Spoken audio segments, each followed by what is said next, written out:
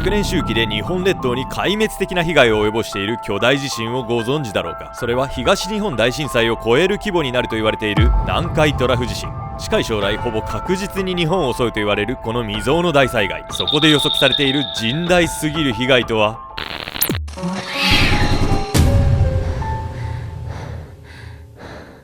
はい、どうもアルゴメトリのケンちゃんです。はい、どうもやみやみこです。はい、ということでね、皆さん今回はですね、近い将来必ず起こるとされている巨大地震、南海トラフ地震についてご紹介していきたいと思います。そう遠くない未来で確実に起こると言われている南海トラフ巨大地震。超巨大地震が日本にもたらす恐ろしい被害とは。日本沈没100年に一度の大地震。近い将来にかなりの高確率で起こるとされている大災害、それが南海トラフ地震。政府も南海トラフ地震の前兆を観測するべく様々な調査を行っているところで、この災害による被害は2011年3月11日に起こった東日本大震災を超える可能性も試算されているんです。今この巨大災害が起こった場合、日本はどうなってしまうのでしょうか。まずその地震の規模はマグニチュード8から9に上ると推測されているんです。それによる被害は四国、近畿、東海を中心にして、東は茨城県から西は沖縄県まで全長 2000km 以上の広域に及ぶんです。揺れや火災により損壊する建築物は数百万棟にも上り、膨大な数の死傷者が出ることでしょう。中でも特に懸念されるのは津波による被害。東日本大震災の際は最大で16メートルにも及ぶ大津波を記録していたのですが、今回はそれを大きく上回る津波が日本列島を襲うと言われているんです。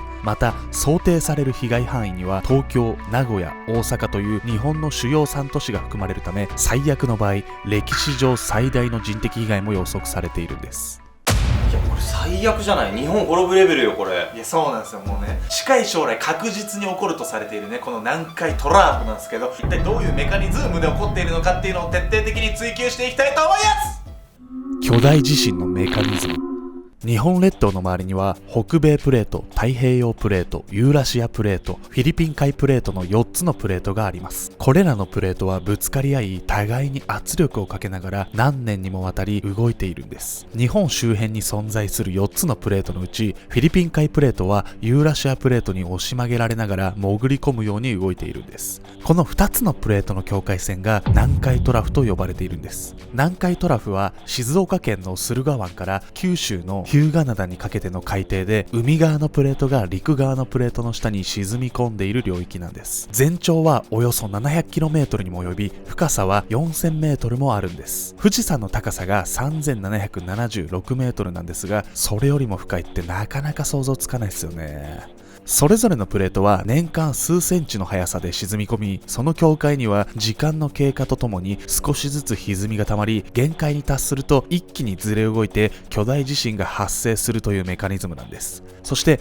2つの大きな岩石の板であるプレート同士が押し付けられ合った結果、負荷に耐えられなくなったユーラシアプレートが大きく跳ね上がる。これが南海トラフ地震なんです。プレートの境界で起こる地震は阪神大震災などの断層がずれて起こるタイプの地震よりも、地震の規模を表すマグニチュードが大きくなりやすく、その分揺れも大きくなりやすいと言われているんです。また南海トラフのような海溝型の地震は海で起こるため、津波が発生しやすく、広範囲にわたって甚大な被害をもたらすことが多いんです。そして現在このプレートの歪みが限界を迎えつつあるんです。南海トラフ巨大地震が今後30年以内に発生する確率はなんと嫌な予感しかしないんだけど、地震のね起こる確率っていうのはね、政府の調査機関によって発表されているんです。過去に南海トラフを震源として起こった地震の周期をもとに計算された次の巨大地震が30年以内に起こるその確率とは。眼前に迫る大災害。地震調査研究所によれば、過去1400年間を見ると、南海トラフでは約90年から150年の間隔で蓄積された歪みを解放する大地震が発生しているんです。過去に発生した南海トラフ地震は、1707年の宝永地震がマグニチュード 8.6、1854年の安政地震がマグニチュード 8.4、最も近年のものでは1946年にマグニチュード 8.0 を記録し、四国など広い範囲に壊滅的被害害をもたらした昭和南海地震がこれに当たるんです。その全てがマグニチュード8を超える巨大地震となっているんです。中でも最も規模が大きく被害が多かった宝永地震では、南は九州から北は北海道にわたって揺れが発生し、太平洋沿岸にある多くの集落が津波によって壊滅したんです。歴史資料には、町だったところが海になった、草木一本残らなかったと記述され、大阪だけで2万人以上もの死者が発生したと伝えられているんです。そして次に来る南海トラフ地震では、これら過去の地震全てを上回る規模となることが予測されているんです。前回の昭和南海地震が起きてから現在までに70年以上が経過しており、南海トラフにおける次の大地震発生の可能性が高まってきているんです。問題は、それが一体いつ来るのか。2018年に政府の地震調査委員会が発表している今後30年以内の発生確率はなんと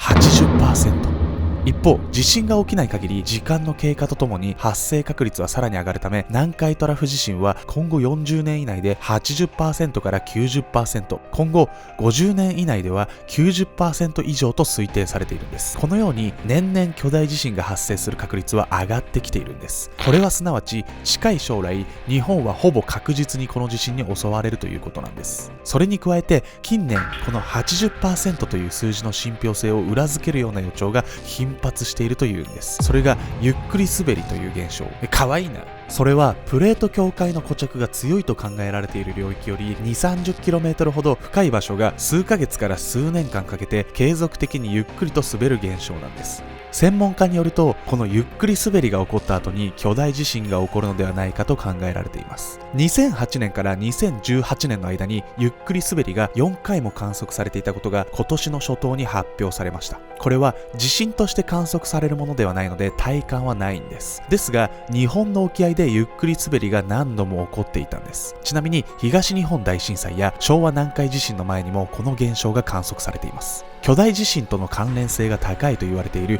ゆっくり滑り現象により、プレートに歪みがたまる。この領域でたまった歪みが一気に放出されるとき、南海トラフ巨大地震が起こるんです。史上最悪の大災害はすぐ目の前に迫っているのかもしれません。そして観測史上最大のものとなると言われているこの巨大地震がひとたび起これば、日本は一体どうなってしまうのでしょうか。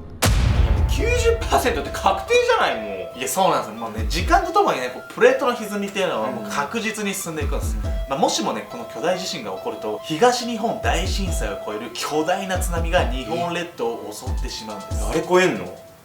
日本を飲み込む巨大津波。南海トラフ巨大地震では津波の被害が出ることが確実視されているんですが、その想定として日本政府が驚くべき数字を公開しているんです。その被害は四国、近畿、東海を中心に東は茨城から西は沖縄県まで全長 2000km 以上の広域に及ぶんです。まず3メートル以上の津波に高い確率で襲われる市町村は四国、近畿、東海を中心に関東から九州までの71市区町村にも上るんです。この高さ3メートルの津波とは一体どのようなものなのでしょうか。それは木造住宅が全壊、そして流出するという深刻な被害をもたらすレベルなんです。そして東京、名古屋、大阪という日本の主要3都市においても5メートル前後の津波が発生すると言われています。まず東京では東日本大震災以上の揺れが発生します。これは立っているのも困難なほどの揺れなんです。そしてお台場や浅草をはじめとした海抜0メートルに近い場所では地震発生後わずか2分で津波が押し寄せる可能性があるんです。観光客で賑わう街を突如5メートルもの津波が押し寄せれば一体どうなるのでしょうか。地震でパニックになった人混みの中で高い建物に逃げ込むことすら叶わず、多くの人々が激流に飲み込まれてしまうでしょう。そしてさらに巨大な20メートル以上の津波に襲われる地域もあるというんです。最も高い津波になるとなんと34メートルを超えるんです。これは一般的なビルの9階分の高さに相当します。怖えな。ちなみに東日本大震災では津波の高さは最大で16メートル強だったんです。つまりその倍の高さもの波が秒速10メートルの速度で沿岸部を飲み込むというわけなんです。いや、もう怖すぎっすよね。そしてその被害も甚大なものになると言われているんです。まず揺れとそれに伴う火災、そして津波によって238万棟余りの建物が全壊または焼失するんです。同時に太平洋側の約9割の地域で停電・断水が発生し、鉄道や高速道路などの交通インフラが壊滅。これはすなわち日本国民の半数が被災者となることを意味しているんです。これらライフラインが崩壊してしまうと救助活動も困難となり、膨大な数の死傷者が出ることでしょう。その予測される死者数は関東から九州にかけて30の都道府県で合わせて32万人以上にも上ると言われているんです。これは過去最悪と言われた1923年に発生した関東大震災における死者数10万5千人の3倍以上の数字なんです。100年前とは違い、建物の耐震・免震化が行われた現在で想定された上の数値なので、その破壊力は計り知れません。さらに被害を受けた施設の復旧費用等の経済的被害は国家予算の2倍以上、総額220兆3000億円にも上るとされているんです。それは現代の日本が経験したことのない未曾有の巨大災害となることでしょう。被害を最小限に留めるためなんですが、多くの人が早めに避難した場合、津波の犠牲者は最大でおよそ 80% 少なくなり、建物の耐震化率を引き上げれば、建物の倒壊率はおよそ 40% 減らせると推測されているんです。国や各自治体も対策を取っているんですが、少しでも被害を減らすためには、私たち一人一人が事前の対策や避難の心構えを持つことが大切になってきます。皆さん、準備だけは怠らないようにしてください。チャンネル登録と高評価よろしくね。